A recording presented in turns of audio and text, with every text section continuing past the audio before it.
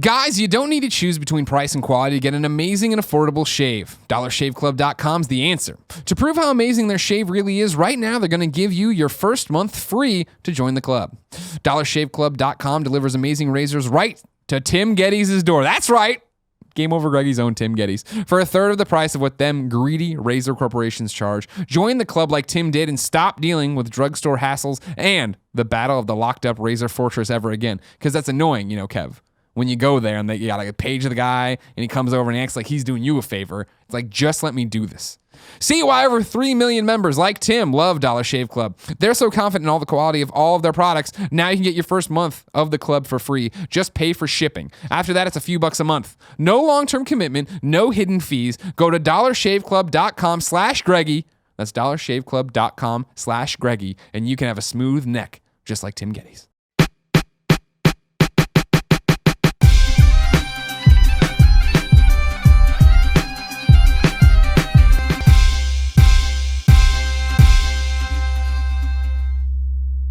What's up, everybody? Welcome to the Game Over Greggy Show. I'm one of your hosts, Greg Miller, alongside my favorite Irishman in the business. Hurrah! That's me, right? That's you, yeah. Could have been him. It's close.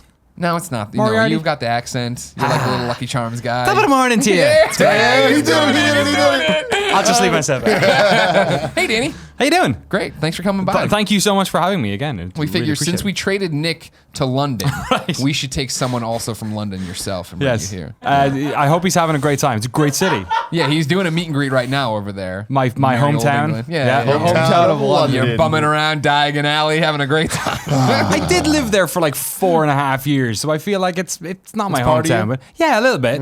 Like a greasy part. There's a little piece of London inside of you. Wow, greasy. man. Are they There's greasy? a lot in of London? fried chicken in London. Yeah. Is it good fried chicken? Yeah. Who has better fried chicken, America or London? Oh, it's such a different type of fried chicken. Is there like tempura? Like, No.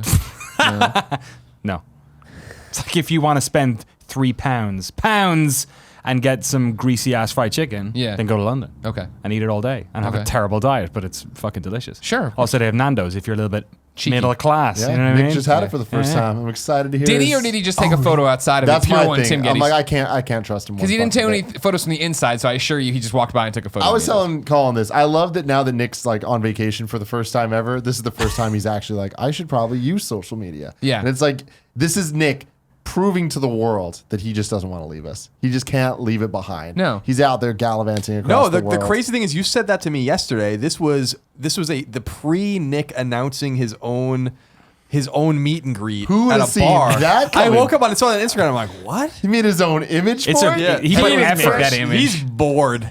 Just admit it. You're Zyger or fucking Amy bored. Gilroy were pulling strings back You there. think? Tom Hawkins. There's no way Nick sat down and made that. He didn't You make that think? image. Yeah. It's really well done. Oh, It's yeah. like there was craft That's put why into you know that. Nick didn't do it. Nick's pretty crafty with I know, but not on the Photoshops. fly over there. You think so? Let me run. I'm running this scenario with you, Tim Gettys. Yeah. You think that over there they're on vacation and they're at Starbucks because that's all they do. You think Dee's letting them break out the laptop to Oh. make a PDS image? You think Dee's letting him do anything? No. She doesn't even know he's there. She's doing her own thing. Nick's just out. Nick's just lost, gallivanting. I was saying it, man. Yeah. He's like I'm equally, on the field there between, was it Tom Hawkins or Nick? It definitely could have been Nick. The moment he had the idea to do a meet and greet, he would want to do it right. yeah. So I believe he would do that. I don't know, man. There's a I lot can't of believe good he's doing imagery a meet and going greet. on. Yeah. That's fucking weird. Very weird. Very Very weird. weird. Very weird. He's over there. I like it. Yeah. Is there like a subset of Kind of Funny fans that are just like purely in it for Nick? Oh, I'm sure. Oh, Like sure, of just course, yeah. producer, seducer, fanboys and fangirls who What I enjoyed- don't care about you guys at all. A few weeks ago on Colin Moriarty Live with the Pride of Long Island, Colin Moriarty, Colin made a joke about being the funniest Kind of Funny member. Okay. And then we kind of had this pseudo debate about it. And then when the chat caught up, everybody's like, Nick. Yeah, everyone loves Nick. Nick's the only one that doesn't really. Nick gets the way I look at it is Nick doesn't get a lot of praise per se. He does, but also not a lot Nick lot People gets just the pass. Nick gets On Nick's everything. Yeah, Nick is just kind of going through the motions or whatever, and people really enjoy Nick. So He's like the Joey of your group. It's like nobody really hates Joey. Sure. They're just like, they're either hot on Joey That's or real they're true. like, cool, you know? That's real true. You're Ross. I'll take it. I get to bang Jennifer Aniston. Can I be Fat Monica? Sure. Yeah. No, you can't. Cause okay. Fat Monica's like so much more likable than not Fat Monica though. What? Yeah, I guess Like that's true. like busted nose Jennifer Aniston. Yeah. Rachel is better than like modern day Rachel. I don't know about that. You're not. No, we're splitting. Colin? Colin is ugly naked guy across the street. Why am I ugly? No, I'm just saying in terms of the show. You're not ugly. You're very handsome. I know I am. You're very handsome. I know. But it's one of those like they don't see you a lot, but when you're in an episode, you make the episode. Oh, you're like the janitor who like danced with Joey that one time. Oh yeah, that's an old. That's I'm a a hard- deep cut. I'm a You really hard- like You guys Friends, are huh? getting into this. I'm a I like it. hard-working This is- blue-collar man. This is something I only realized since I moved here is that like Friends was like insanely popular in Ireland and the UK. Like everyone watched it. But then when I moved here, I was hearing off people that like kind of more girls watched Friends. Yeah, and, like more I think it guys was more watched of a Seinfeld or generational something. thing. Well, it was Oh, right, really? Friends was on after Seinfeld, so it kind of garnered that Thursday night. Thursday night in the United States in the 90s was a big Must-see night for TV. television. Must see TV. It was Yeah. And Seinfeld was on at 9. That was the anchor on NBC, and then Friends was on after it. And that's how Friends kind of led in 95 or whatever. Not that you're looking for a history lesson. No, it was Friends. good. I liked it. I can tell you about Europe. It's like Sky One for the UK and Ireland was like 5 o'clock. It was like either Friends, probably an episode of Friends. It just did rerun. You know, That was it was like it. a million. Just Friends. Kinda, yeah, like every day. And then Yeah. at 6 o'clock, it was like one of the Star Treks. So like you kind of got your like pick and mix. It was For either us, it was Simpsons and Star DS9 Trek. Oh yeah. Oh yeah, Simpsons. Sorry, Simpsons is actually Yes. Simpsons was at 6. You're right. Yeah. So maybe DS9 was on at 4. I forget. I probably just ran home from school already. I just remember I didn't like Friends very much. I mean, it's fine, but I don't hate it. I don't have anything against it. It's just wasn't a show that I really enjoyed very much. Going to random people's apartments, and at 1 into 10 or whatever, you'd see the picture frame around the. Oh, really? And I'd be like, no. If you didn't know, this is the Game Over Greggy show each and every week. 4, sometimes 5 best friends gather on this table. Each bring a random topic discussion for your amusement. If you like that, head over to patreon.com/kindafunny, where you get every episode early, along with a bunch of exclusive perks, goodies, and other things, and support other people. Like Danny O'Dwyer over there at patreon.com/Danny O'Dwyer. If you have no bucks to toss us on Patreon, no big deal. Head over to youtube.com/kindafunny, where we post the entire show topic by topic, day by day, until we post it as one big fucking video. Yeah. Enough with the camera cuts, Kevin. Just let me focus on what. Oh, I hate you. It goes up on MP3 services as well. Colin, what's your topic? The debate. So yesterday, The debate. from when we're recording this, not for the people listening to it, the moment we've all been waiting for. With bated Round breath. 1 of 3 of Trump versus Clinton took place at Hofstra on Long Island, New York.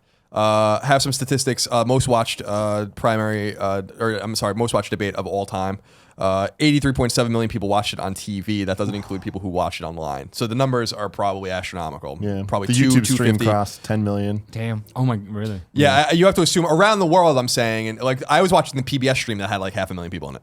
So you have to assume we're looking at maybe 200 million people or whatever, around the world watching it. It beat Obama, Romney, number 1. Their love child. Yeah, Obama. They merged to take on this. 67.2 million was the television audience for Obama Romney, and the most watched was the only debate between Carter and Reagan in 1980, which was 80 million. So just Damn for right. just a little bit of perspective, and Reagan may be a similar kind of person to Trump in some ways, actually. Although I don't think he's anywhere near being Ronald Reagan. I like Ronald Reagan. So I have a bunch of notes, and I'll tell you guys what I think. But I'm curious what you guys thought of the debate. I asked yesterday if you guys were going to watch it. You did. Yep. So what were your takeaways? What did you think? I mean, I think especially it being a day after, a lot of people have put their opinions out there and all their thoughts, and I understand that a lot of the people I follow are from a very specific mindset. So it's like there's definitely like kind of a fervor in one direction. Having said that, that direction is something that I think is correct when it comes down to talking about the debate, the question of who won. I think you need to look at that and really ask, what does that mean? What does winning the debate mean? Because does winning the debate mean getting people that weren't going to vote for you, or does it just mean beating your opponent? If it's beating your opponent, I think that Hillary absolutely destroyed Trump. I don't even think there's a question of who won, and it's not even so much about her winning as much as it's he lost in terms of debating. Questions were asked, she answered them. He didn't. He just went in circles and said a lot of words that didn't really get anywhere. And I think that in terms of tact, she came off as professional. He came off as blubbering and spiteful. And I think that she was absolutely prepared. Seemed like he wasn't prepared at all. And every single thing that she said, it's whether or not you agree with it, it's like, all right, at least it's a full statement. He wouldn't go a full sentence without talking about some business he owns or something that is frankly irrelevant to the conversation. And I feel like they'd ask questions and he just simply wouldn't answer. He did not play by the rules of the debate, and he would just keep talking, keep ignoring everybody, speak over her, whatever. She waited her turn and it would say things. And it was just like, going back to who won the debate. If the game is the debate, I think that he absolutely lost because he didn't even play by the rules of it. Sure. I agree. I mean, I agree with that for the most part. In terms, I don't understand who wins or loses a debate and how you judge that or whatever. I'm with you in the fact that like what last night, we talked about this before on the show, right? And how the election coming up and what do you do? And I was like, I'm going to vote for Clinton, right? And I'm voting against Trump is what I'm doing. Last night reminded me of like, oh yeah, I like Hillary Clinton. Like, I don't really have a problem with her. Like, I mean, I haven't seen her talk or debate or do any of this because I'm not really, I'm paying attention. I'm reading here, a headline here. You didn't watch any of the Sanders Clinton debates? Yeah, well, no, I watched when he didn't quit that one time with you. I remember being a big deal. Yeah, so for me, it was a reintroduction to her and what her speaking style is. And to your point, like, she was the adult. She was the only one up there acting like what I expect a president to act like. Trump was acting like Trump, and I'm not knocking how Trump acts necessarily, but he doesn't act like the president to me, and he was interjecting, and he was interrupting, and he was still cracking wise about Rosie O'Donnell, and it's just like, Yeah. all right, whatever. I was impressed enough last night with Hillary Clinton of like, okay, you're being presidential, and she's doing what I was talking about, right? You've heard me tell stories, right, in my recent life or whatever, of like, okay, cool. I'll be Superman. I'll stand here and I will let you just tire yourself out. Go ahead and punch me. Like, it's not hurting me. It's just, it's annoying me, but I'm not going to swing back. I'm not going to do anything. And that's what she did. She sat there and nodded and let him have his moment to rant and rave and do whatever. And then she would answer and he would interrupt. And this is what's going. It's like, she impressed me enough that today I donated money to her, right? I'm like, all right, cool. Like, I'm in. Like, this I was in before because I wanted him not to be the president. But now I'm in enough of like, all right, cool. You can be the president. Let's do this. Let's just go. Yeah. I mean, I think the best move she made was like right off the top, just being like, hey, go to my page, my Twitter, if there's a fact checker. And it's like, from that point on, it was just kind of like, all right, she could just stand there and just take the hits. Yeah. Because the people that are going to find it out, the truth are going to find it out. And the people that aren't are the ones that aren't looking anyways. And they've already made their minds. You know? And I think that it's what has been really interesting to me is the lesser of two evils conversation that keeps coming up. And it's just like, when you hear it enough, you just start to believe it. Yeah. And it's just like seeing this stuff, it's like, man, we're really saying she's evil. Right. There's some things he's saying that I'm like, I can understand that. It's a little far to call anybody evil. But if we're going to call someone evil, I think Donald Trump qualifies in that conversation. In a way that Hillary, I mean, she's a politician. Has she done a lot of shady shit? Yeah. There's no politician in history, and there will never be a politician in the future that hasn't done a lot of shady shit. Everybody does shady shit. And it's like, if she's going to represent us, I understand that she needs to be held to a higher standard. But I think that so much of the shit she's facing is because she is a woman, period. And then, there's baggage of Bill Clinton too. There's there's so much, but it's like, I think that so much more is being like against the whole her being evil thing. I don't think we would hear if it was any other person. Just a male Democrat. Just to jump in before, because I want to hear what Danny has to say. I think you're taking the lesser two evils thing too literally. The lesser two evils is an old term. It doesn't necessarily mean the people are evil. It just means like you don't want either of these things. Which one is not as bad as the other? So when you say about it like that, I think that's a reasonable argument to make. I don't think Trump's evil, and I don't think Clinton's evil either. But I don't like Clinton at all. But I am talking about people that are straight up writing articles talking about how evil Hillary is. Some of the rhetoric coming out of the Trump camp specifically has been getting into that area, right? Yeah. And like talking about like how much of a liar she is and this and that, and it's just like, I'm sorry, but like when you look at it, like the lying conversation is irrelevant when the person arguing it is literally just saying things that aren't true, and all his argument is wrong over and over, and it's like, meanwhile there's a fact checker proving that he's wrong about what he's saying consistently. Which worked really well for him, getting him into this position. Like, I think that's the most fascinating. Like, you can say anything about Donald Trump, is that he's gotten this far by deciding not to play the game, like the modern day politics game. He's completely done his own thing, and in the way that modern politics, perhaps like it always has been, there's been an element of it being just a popularity contest. Like this one especially that's how he managed to push his way past every other Republican candidate. The problem was that when we get into the debates, it's no longer just you using your rhetoric or using your confidence or your camera presence as a way of like selling yourself to people. Once you're in that situation and people are like asking questions about policy, it's really a debate that shows that the office of President of the United States of America is a job that has a specific like role to it. You can't mold it to your own doing. He won't be able to, bullshit his way through foreign policy or through trade deals or through, union deals or through party issues or anything to do with Congress in the way that he does in business. Like it doesn't work the same way. You can't just strong arm people that way. If you could, I'm sure presidents will be able to have a lot more power than they have. You know what I mean? You often see presidents go in 4 years saying, I'm going to do all these things. And then when they come out the other side, they're like, oh, look, I did as much as I could, but it's really difficult and blah, blah, blah, blah. His whole thing is based on having absolute power. And then when he's put in that situation and they're asking him to talk policy, he doesn't have the experience to back it up. He doesn't seem to have the perspective of what it even means. Or if he does, he's intentionally just trying to, make him grandize again to make himself look like he's powerful enough to just make it work. And when you contrast that with somebody who's worked within the government for as long as Hillary Clinton has, who's very pragmatic about these types of things, regardless if you agree or disagree with what she's saying, at least she has sense. Like she knows what the job is.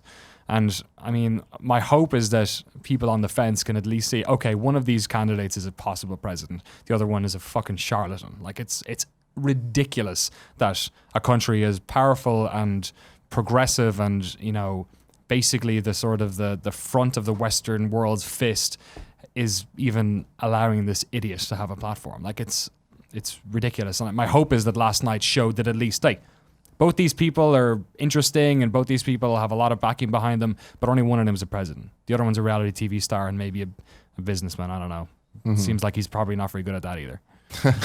Yeah, I mean, going back to it, I think that it was a different game at the Republican debates and all that, because I think that that was a game of getting attention. That was a game of standing out. And I think that now it's at a point when you've already stood out. There's only two, all eyes are on both people, and it's kind of impossible to be the clear winner one way or the other. I think that he's not playing this game correctly. And I think that, like, even last night, even to be somebody that is going to say this ridiculous shit, I don't think that he said anything ridiculous enough to make him stand out. There was no, like, punch, It felt like it was very defensive from somebody that I think if he was going to try to win for his platform, he needs to be offensive. And that's a horrible thing to say because I don't agree with that mentality. But I think that that's why I believe that he lost. Yeah, I think that, my take on it, this is from a political science standpoint, this is really tough. And this whole cycle has been very weird from that perspective. I don't think that Trump is a natural fit to be a politician. And I think you saw that throughout the primaries, yet it didn't matter. It's important to note that I don't think anyone thought he won any of the debates during the Republican primaries. And in fact, a lot of people thought that he lost in every primary. He went up anyway. So it's an impossible thing to prognosticate about because he doesn't play by the rules. He doesn't play by the rules at all. That's what's so intriguing about him. That's what, I'm not going to vote for him. I don't like Donald Trump as a politician. I like him as an entertainer quite a lot, but I'm voting for Gary Johnson, so I want to be very clear about that. And it sounds like we have Clinton supporters otherwise, which is great. I can't vote. You can't vote, but you would vote for Clinton, I assume. I would vote for Clinton. I would have been a Sanders because that's the way I live. Right. But I would vote for Clinton as an anti-Trump vote. Yeah. Exactly. So we have 3 Clintons. So I want to be clear about that. 3 Clintons and a Gary Johnson voter here, so we can at least put our cards on the table that none of us are, who we are supporting or whatever. I think it's more complicated. I think my personal take is that I think Trump clearly won the first half an hour of the debate. When I was watching it, I was actually kind of shocked, and I tweeted about it. I was like, "This is weird." And why it's weird is because they started with domestic policy. It was a 3-wave debate, and they started with domestic policy, or at least that's where it wanted to be grounded in the economy, and that's where he's strongest. And that's where I think actually he's way stronger than Hillary Clinton. Not necessarily because I agree with everything he says, but because he's speaking to a very specific group of people, blue collar, middle class or working class people in very specific states who are going to vote for him based on his populist rhetoric in terms of jobs. He's playing a more dynamic political game on the map than I think people are giving him credit for. It does not matter what people in California think about what he says. It doesn't matter what people in his home state of New York think about what he says. It matters what people in Indiana think. It matters what people in Ohio and Michigan think. And when they hear something, when a guy that worked at a car factory for 25 years, as I've said many times, when they hear and they're like this, and he's basically saying like NAFTA destroyed your jobs, free trade destroyed your jobs, which it did. And in my opinion, I mean, I don't see how you can see it any other way. And I'm going to stop this from happening. So you, a low skilled worker or a worker who's 40 years old who has to support his family, I'm going to get your job back. Everyone else tunes out and they're like, fine, you're my guy. That's all they need to hear. And he's playing that game. It's a very dynamic game in the Rust Belt specifically in states he has to win, because if he doesn't pick up Pennsylvania, he doesn't pick up Ohio, he's going to lose. So it doesn't matter. Like, people are like getting way too caught up in the weeds about a lot of different things, where I'm like, the die is cast in 85% of the states. It doesn't matter what he says. There are a few states on the Eastern Seaboard that are in play, and there are a few states in the Midwest, and those are going to win the election. Colorado, Michigan, Indiana, Ohio, even Iowa, and then Virginia and North Carolina, maybe Georgia, although Georgia's going back towards Trump. So I feel like that needs to be said. I think that after the half an hour point, Clinton turned it on. Clinton's strength is her wonkishness. And people were curious about what I was saying about this. A wonk is in politics is someone who's obsessed with policy and the minute detail of legislation. And that's what she is. When she I'll never forget the Sanders debates, because I think Bernie Sanders is a smart guy, but Bernie Sanders is incredibly outclassed by Hillary Clinton in terms of the dynamics of legislation, which is surprising considering how long he's been a legislator, which is longer than Hillary Clinton. So I think once she started to like turn the boat, which in a debate takes time because debates are all about timing and cadence, she's clearly started to win. And so I think that ultimately, I don't think Trump did nearly as bad as people are saying. Like, I don't think that that's true at all. Like, I think I've seen way worse debate performances than Donald Trump's. Howard Feynman wrote a piece about how it was the worst performance he'd ever seen. I'm like, that's crazy. Like, that's just insane. There's a hunger for it to be the worst. Yeah, and that's possible. the problem, is that there's so much hyperbole loaded into this. This is what you said today on Colin Moriarty Live. They got the chat riled up when you were like, Trump won the first 30 minutes, and I don't see how you couldn't see that, right? Or I don't see how you couldn't agree with that. Everybody's like, disagree, right? For me, it was the same way in the fact of like, I didn't hear him say anything. What you're saying here makes sense, right? Because NAFTA is going to appeal to the people in the Rust Belt if you've been laid off and all that stuff. All I heard him was calling out NAFTA for what her husband had done to NAFTA or whatever, which I was like, well, this is irrelevant to this debate. What does she feel about NAFTA? Where are we with that? But he didn't make that argument to me. Instead, he put NAFTA on her shoulders, right? But that didn't matter to me. But to somebody who got their job, I totally understand. It's all perspective on where this is, right? Exactly. They're not even speaking to anyone at this table. We're all in a state that's going to vote for Hillary Clinton, probably plus 20. And so like he doesn't care about that. Now, he's in a weird place. I talked about Kellyanne Conway on Colin and Greg Live today, who's the person who's running his campaign in the last 2 months. She's a veteran pollster who was actually a Democrat, and she's super fucking smart and really, really well respected in a lot of circles. If you guys watch The Circus on Showtime, which is a fantastic show, you'll see her on there, and they talk about her before she was ever involved with Trump. And she's clearly injecting political science into Trump's campaign. I think it's probably too late. I think he's probably going to lose, but you can tell that he's caught between a rock and a hard place now, because the Clinton thing with NAFTA is really interesting. If you just talked about NAFTA is a North American Free Trade Agreement, which has been actually really disastrous for American industry, which was signed in the early 90s, and has really kind of...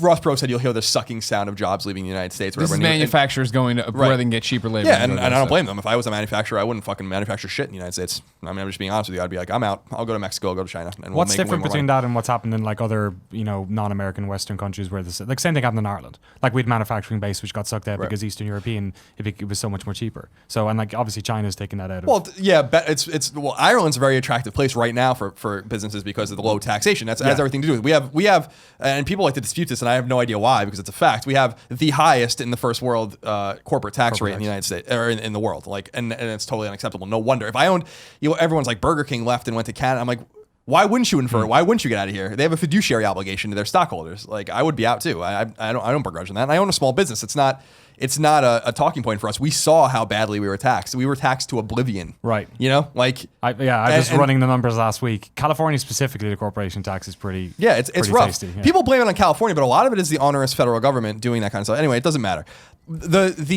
The thing I'm saying about Kellyanne Conway that I think is interesting with Trump is that the NAFTA thing is an interesting thing. Clinton was very popular. Bill Clinton was very popular for a long time. Bill Clinton's not really very popular anymore, and you can tell that she's a numbers-based poli-sci person. She's being like, tie NAFTA, unpopular Bill Clinton, tether those to Hillary Clinton. And so you can see like the machinery working in his head. It's just that he can't work like that. So by a half an hour into the debate, what I saw was him unraveling, because he also has very thin skin. He can't, shockingly thin skin. And I can't begrudge Hillary Clinton for starting laying body blows on him, because she did just that. So by the end, she had all the momentum and she was winning. If it wasn't for the beginning, first half an hour or so of the populist rhetoric and the kind of starting with what Trump's strong suit is, which is domestic economy, I think that she probably would have been the clear winner. I think that it was basically a draw. I think that you could probably give the advantage to Hillary Clinton. I think that a draw is good for Trump, though. And something I saw, Michael Moore, who's the documentarian, very far left person, said this on Twitter, and I thought this was the most telling thing amongst a cacophony of just very kind of echo chamberish kind of chatter about everything.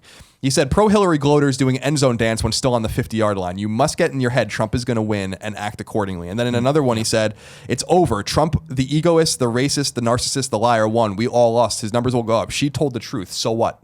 And that's kind of how I walked away from it too. And I'm like, this doesn't move the needle enough.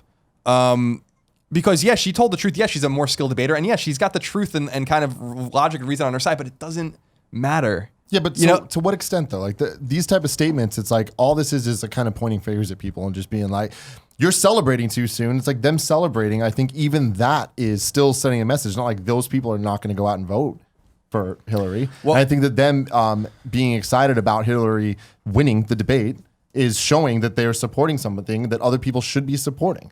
And like them like talking about how she destroyed Trump, it's like showing like, look at this guy.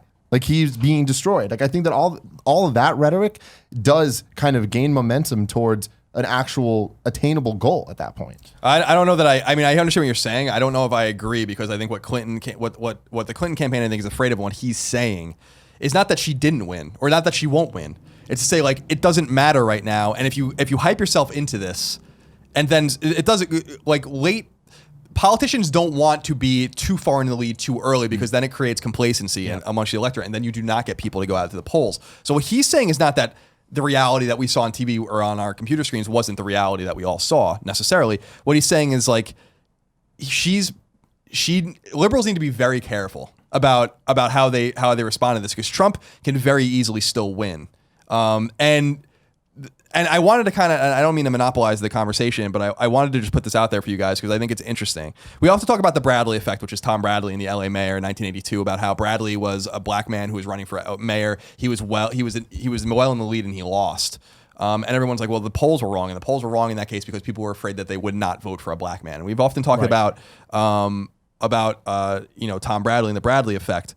But there's other things that I'm seeing and that I think a lot of people are seeing in polling and in trends that show that Trump's probably more popular than we think, and that if you want Clinton to win, all you have to do is make sure to keep your foot on the gas and keep going forward and vote and make sure that you're acting as if you're going to lose because that desperation is very essential. You'll probably be familiar with something called the shy Tory factor, which is this thing that happened in the UK. In the 90s, it was a 90s phenomenon. I was reading a little bit about it. In the 1992 elections in the UK, polling was off 8.5%. Right.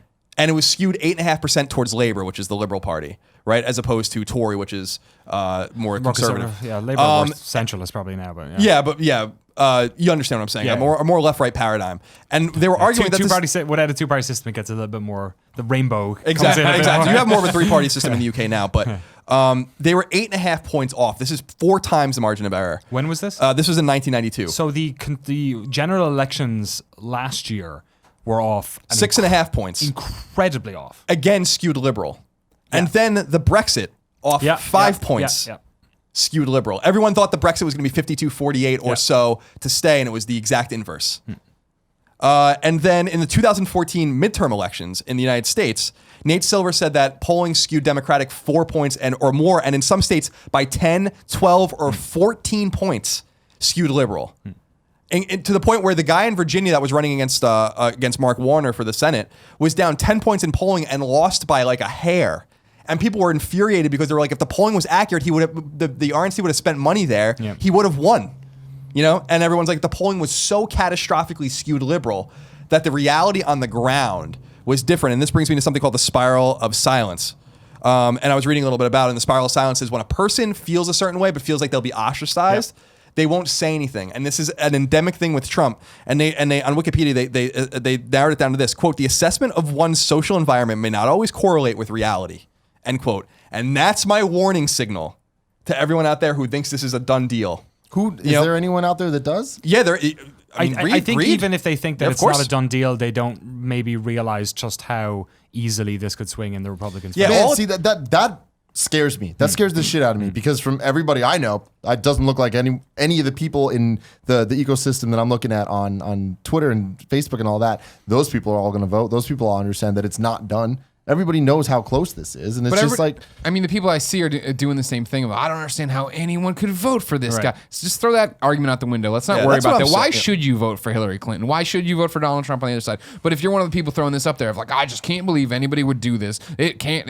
Like, stop saying that. I understand that. Yeah. But I think that even the other side of that though is that the people that are totally uninformed of this entire situation, of which I am not too far out of this. Yeah. I've very recently gotten super into this because I kind of have to, and it's very fucking important, and I know that now. Like being an adult, like I am growing up, and I think that it's important that people do that. So like, please, if you're out there and don't think this is important, it fucking is. It really is. I think that for every person that's out there like saying like, oh, I don't understand how you could vote for this, there's way more people saying like the two evils thing, where it's just like, man, like America's fucked. They're just fucking Yeah, just yeah, saying for that. sure. And it's like, you don't know what you're talking about. You're just saying this. You're just putting out GIFs and memes and images that like you don't understand like what you're even saying. And I think that is what's really causing the problem. Like the people that are like, how could you do this? I think that it's way more beneficial to say why you should vote for Hillary and like be positive in that way. But at the same time, it's getting to the point with Trump, and it got there a long time ago, where it's like, it also, I think there is value in saying, how could you vote for this person? Like how? But I mean, like, I think the ship sailed on that. The people who are Trump supporters are Trump supporters. And I think when we stop there and start saying this whole thing of like the problem is, I feel like we get caught up in this thing of we're on Twitter and everybody's anti-Trump on Twitter because we're all the same age and we're all in the same industry and we're all in the same bracket. It's the people who aren't using these social media platforms that aren't seeing him say, I never said the Chinese started global warming or whatever. And then everybody's showing this tweet over and over again who aren't seeing that. They just hear him say that. And like, you have to go into the assumption that like we are now stuck with two different candidates, right? You have the Hillary party, like the folks who have been like Hillary's base has been involved in this basically under the assumption that she was probably going to win. She was the strongest candidate when the Republicans and the Democrats put forward their, you know, what do you call it, like the various people who were possible the candidates. Right? Like she was by far the most popular person there, or the person who had the greatest lead. Trump was the underdog and is still the underdog. So all of his base are regardless of the fact that he is such a huge underdog, have been with him since then. So they are fucking screaming for him, and they are screaming to everyone else who's in their neighborhood, and they're screaming to their relatives, and they've been doing it now for over a year. And whereas on the other side, the Democrats, I mean, there's a lot of like Bernie people who are like, oh, okay, yeah, we might as well vote for Hillary because of that. But I woke up the day, like I'm not even from Britain, I'm from the Republic of Ireland, but they're our like nearest neighbors, right? We were at VidCon when the Brexit vote happened. I did not sleep that night. I fucking cried at one stage. That was like waking up the next day and walking around was like waking up in a different universe. Like, how did this happen? This vote was ridiculous. It was like this, the Scottish independence vote had more of a chance of winning than this. Because you're like, maybe, yeah, I could see why they'd like that. And I'm Irish, so we got our independence, so I'm going to be skewed one way over that. But like, it was the exact same thing. People didn't say, I'm going to vote for Brexit, because the assumption was that if they're going to say that at someone, it's because I'm a xenophobe. Like, that's not going to stop people from voting. It's going to stop people from telling you they're not going to vote. Exactly. And what's happening is that the Trump thing, whenever anyone talks about it, he's a racist, he's a xenophobe, he hates women. So if you're voting for him, that's like 3 reasons why you would not tell somebody you're voting for Trump. And the problem is that like, there was a complacency with Brexit, and Brexit won well. It won by a couple of points. That's what I'm saying though with this thing, is that there's so many people out there that are on Twitter that are posting the memes and GIFs and stuff. Like, that was my point with that, is that they are saying that these two people are evil. So that's why I think it's important that people are like I don't understand how people could vote for him in that ecosystem, because when you're looking at that and you're also posting this thing, then you at least understand that there's a much better choice than this other one. If the whole, it's the two evils and whatever, they're equals. They're not equals. These are not equals. And I think it's important to point that out. They need to know that. Yeah, I think you're right in the sense. I made this argument on Colin Moriarty, and I want to make it again. So forgive me for a few thousand of you that might have seen it. There's a bar of acceptability, right? And I think that the argument I make with Hillary Clinton and Donald Trump is that they're both below the bar of acceptability.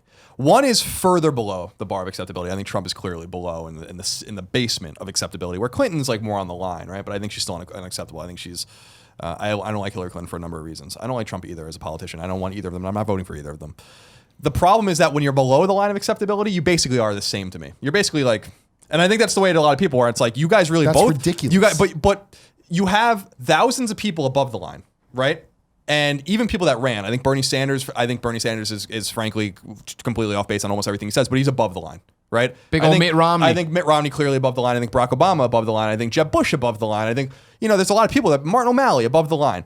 So I'm just saying that I think the argument is that like they're both, people really revile both of them. In fact, like on a trust, like polling shows that people trust Trump more than they trust Clinton, and trust that Trump is telling the truth more than they trust that Clinton's telling the truth, even though demonstrably Trump doesn't tell the truth to a much greater degree, whether you use PolitiFact or anything like that. That's the whole point. Like, isn't this like a really awful byproduct of the fact that the Republicans have hated the Clintons for fucking decades? Yeah, absolutely. And so really, it is maybe the whole like the fact that like somebody who's like she is probably or is like the most qualified or the person who's worked in public office more than any other presidential candidate ever. But like we seem to be stuck in this situation where Trump has a shot at the presidency because of the Republicans, because for 20 years or whatever they have been terrified, angry at Bill Clinton, used him as a scapegoat, and then used Hillary Clinton during the Obama administration. And now we're in a situation where people think that she's that unqualified to be president that they rather abstain or vote for a fucking psychopath. Yeah, I mean that is where, I mean, I'm not saying it's right or wrong, but that is where we are, and that's the point I'm trying to make. Is that, see, I wouldn't agree with you that it was the Republicans doing this. I think it's happening in spite of the Republicans. The Republicans did not want this. That's the big thing that a lot of people are walking away. I left the Republican Party because of this. But they wanted Hillary there. No, they didn't want Trump. We there. really wanted Sanders, but we wanted, because I think Sanders would have been absolutely dismantled by a normal Republican candidate. Gallup shows 50% of Americans would never vote for a socialist under any circumstances. You can't start at 50 and win a general election. You can't. And even if the poll's wrong and it's 40%, you're starting at 60. You still can't win. So to me, I think it happened in spite of them. I think that a lot of this insurgency with Trump and with Sanders happened because independent voters are allowed to vote in primaries, which should not be allowed, by the way. I think that that's totally fucking ridiculous that you can be an independent voter, not affiliated to a party, walk into the Democratic thing and then vote for Sanders. You're not a Democrat. So what does it matter what you think about the Democratic primary? Go join a party and vote in their primaries. The Libertarians have a primary. Like, everyone has a primary. The Greens have a primary. So I think that it happened in spite of them. But nonetheless, I think that the big takeaway here, and that's what I'm trying to say is, and this is the thing I'm afraid of, because I don't want to see Donald Trump be president. Like, I don't. Like, I've said in the past that if I had to choose one of them, I would have probably voted for Trump simply because I hate Hillary Clinton. But the fact of the matter is, like, if I had to choose one of them, I fucking wouldn't choose one of them. I hate them both. My distaste for Clinton is significant, and a lot of people share that. I just think Hillary Clinton, there's so much wrong with Hillary Clinton. Hillary Clinton gets away with fucking everything. But one of those people you vote for, and you're basically just like mainstreaming racism and xenophobia. Yeah, and that's why my major. I was talking to my father about this, who's very into politics, who's a paleoconservative and kind of troubled by this election, like I am, and I said, I can't vote for either of these people. Like, I just can't in good conscience vote for either of these people under any circumstances. And he's in, I think, the same place. And, I was saying the thing about Trump is that I understand where someone like this comes from. And I understand the whole like Nazism kind of thing and like, fascism. I think people are kind of overblowing that personally. I mean, if you have that opinion, that's fine. I don't think that they're anywhere the same. I don't think the situation in the United States is the Weimar Republic. I don't think we just experienced a Great Depression. These guys aren't like, brown shirts aren't in the streets beating the shit out of socialists and all. I mean, so like, we're historically far away from it. But I understand that the populist message is the same. And when you have populism is a very strong tool, but also a very dangerous tool. And the line between them is very thin.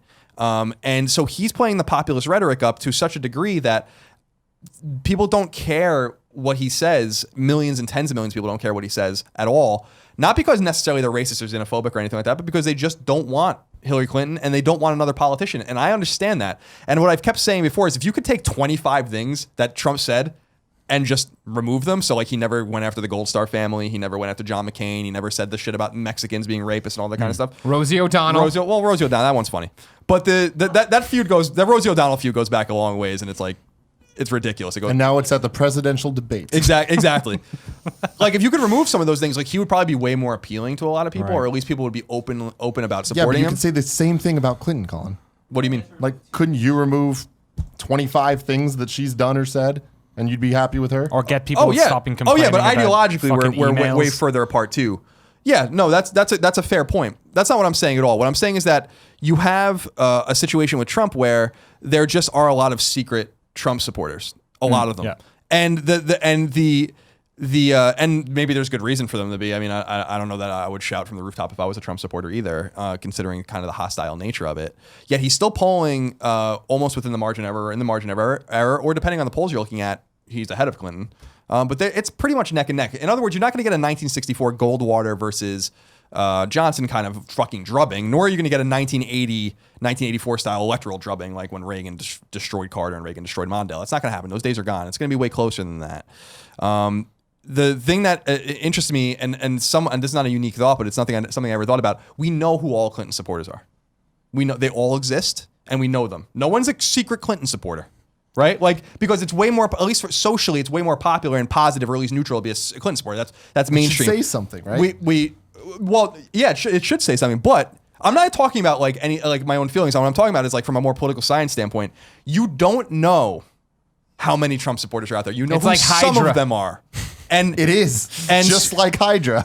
and so so I just encourage people that don't want to see him be president, and I don't blame you, to just keep your foot on the gas and keep driving forward because. Nate Silver on 538, which I think is a really great website. You guys go check it out. ESPN acquired it not too long ago. It's a really fantastic political science kind of numeric driven website about polling and aggregating and all that kind of stuff. Very interesting stuff, and he's a very smart man. He has Clinton at 55.4% likelihood of winning. Now, if you took this, and that's pretty good. He's up a solid 10 points because people forget that it goes both ways. So Yeah. when you're 5 points above 50, that means the other person's 5 points below 50. So it's 10 points. It's a huge spread. That's a landslide, actually, if taken as a popular vote. But then you start to factor in, Brexit was off 5 points. Suddenly you add 5 to Trump, and you remove 5 from Clinton, and suddenly they're tied.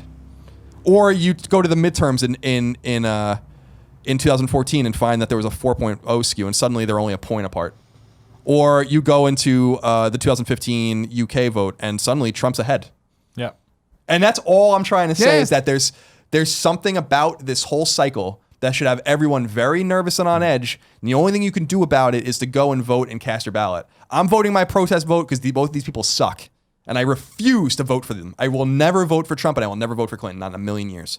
You know, and there are a lot of people out there like me. But if you want Trump to lose, you have got to go and vote your conscience. You have to go vote who you think is gonna be the winner. And that's the only thing I wanted to say beyond the fact of the debate itself is I think that it was an interesting debate. I think that it was not necessarily an historic debate. I think the third debate is going to be brutal. I think that's obvious. I think if Trump's down 4 or 5 points, that's when shit gets crazy. You also are going to have the WikiLeaks stuff. You're inevitably coming out. Maybe some October surprises are going to be in the mix. But I just want to encourage people to not, again, going back to the spiral of silence, the assessment of one's social environment may not always correlate with reality. That's the only thing you have to walk away from. And so everyone, like Michael Moore, everyone's spiking the football. You're spiking the football. You better be very careful. Evidence with Brexit, the 2014 midterms, the 2015 UK election, all say that everything's skewing liberal, even though there's a lot of shy Tories out there. And so I wanted to kind of use that as a platform too, to just encourage people, go out there and vote. And make sure not to be complacent. No matter, even if you support Trump, that's totally fine. I'm not going to judge you. Exactly. Get out there and make your voices heard. Rock the vote, as P. Diddy Can I used make to say. one point from the sort of European Then we gotta go. perspective? Sure. Yeah. Especially just when you mentioned the sort of, I mean, there is a lot of rhetoric on both sides of this, and the sort of the I guess fascism or 21st century Nazism sort of thing. People wrapping in the white power people and with Trump folks. Like, you say that that's not like as close to the bone or as close to reality as possible. I think when you've lived in a country like America, not to generalize, I don't want to do that here, but where you guys have been relatively centralist for, the past 100 years or so, that shit can happen way, way quicker than you think it might. Like, there are countries in Europe right now which are having some really messed up things happen politically that have swung in the past 5 to 10 years, like between Greece and Poland, France, Germany. I grew up in a country that was thankfully not at war, but the neighbors upstairs were, and they all thought we were a terrorist next door. And then I was lucky enough to be able to move to England 10 years later, and then suddenly it was the brown folk who were terrorists. It wasn't me anymore. Like, the day after Brexit, the stories I was hearing from friends in the UK about how the morning after, when they were going to work, that suddenly they were getting shouted at. It can happen like that. And if Trump gets elected, my massive worry for people in this country is that it basically, like, you need to make racists terrified again. Like, that's the only thing that stops people from acting like this. And my big worry is that, you're right, it's not close right now, but if he gets elected in, you've basically just made it okay to be a racist. And that's my huge worry for America, because I've seen it happen. I've seen it the opposite happen. I've seen wonderful things happen where I have an English brother-in-law and we get on really great and we have a wonderful if this was 20 years earlier, it would have been different. And I've seen what's happened to my brothers and sisters in other parts of Europe where they're now living in countries they couldn't have imagined 5 years ago. So that's the only thing I'd say about that. Yeah, I mean, I think that you're right in the sense that, populism can turn on a dime. Again, people that are arguing this more Nazism or more Hitler-based thing or whatever really don't know history, because Hitler had been talking very clearly and openly about what he wanted to do for 15 years before he got into power and was even put in prison. And then was elected, shockingly. So to the point of that, in 1933. So, and then, things turned very rapidly and Nazi Germany rose and was the thing for 12 years. And it's a very scary kind of thing. I just feel like it's this specific kind of rhetoric. And again, this isn't a unique idea because this is something I've been reading about the past month. People need to be careful with the rhetoric and make sure to ground the rhetoric in a place that's most reasonable, or at least most effective.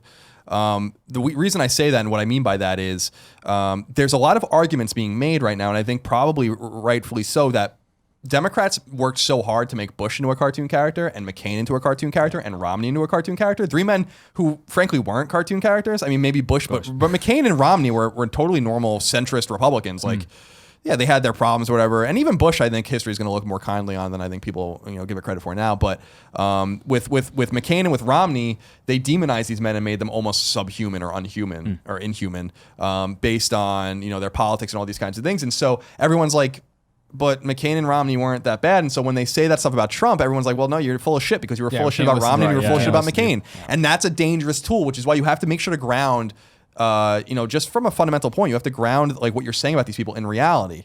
So, and also understand that when you shout out xenophobia or racism or sexism or whatever, you're attaching that rightly or wrongly.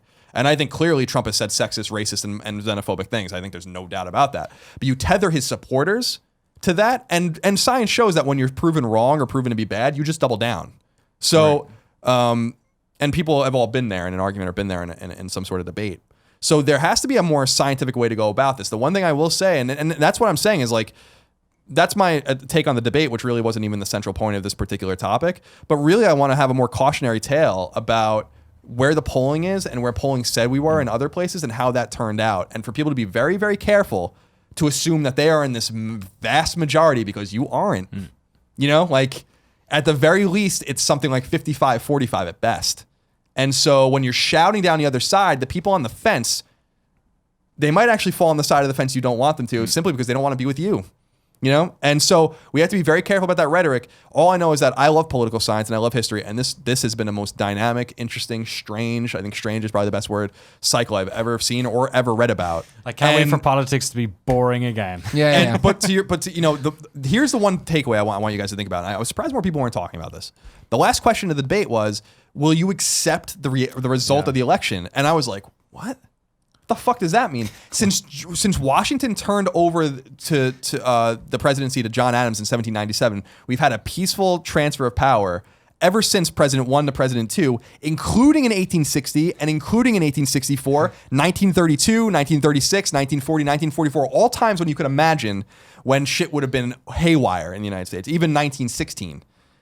And we have to ask that question now. Well, now we have someone that's not playing by the rules. I know, but it's a very scary thing. That's all. It definitely is. But in my opinion, it's not like people were questioning, will Hillary do it? No, I don't disagree. I'm just saying it's a very scary. To the point of it being kind of a frightening time. I think that it's a very scary question to end a debate on. Where I'm like, you better fucking accept the results. Yeah, like, that's how we do it here. I've also never been so worried for the safety of either candidate.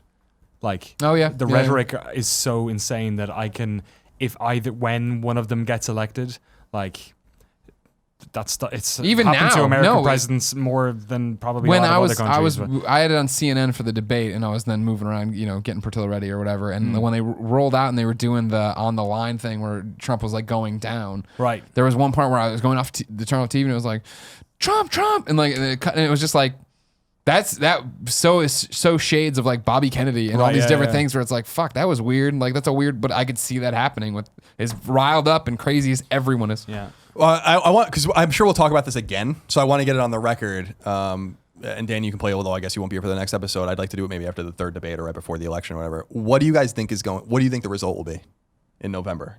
And we'll see if it will change. So I'll start. I think Clinton will win. I think it'll be something like 46-43. The rest of it going to Johnson and Stein. And I think it's going to be a little nerve-wracking. I think that the polling always scientifically always tightens right before an election. So for as tight as they are now, it's probably going to be right on top of each other unless something catastrophic happens to either candidate, or unless people come around and start seeing Trump for what he is, I think, and start seeing like, well, Clinton's obviously the clearer choice, which I think a lot of people are on right now. But I think Clinton wins. I think Clinton wins by 3 points. And then electorally, it's going to be way different because the electoral map doesn't work out like that. It could be more of a drubbing in the electoral college. But I think Clinton's probably still going to win. I think Trump wins.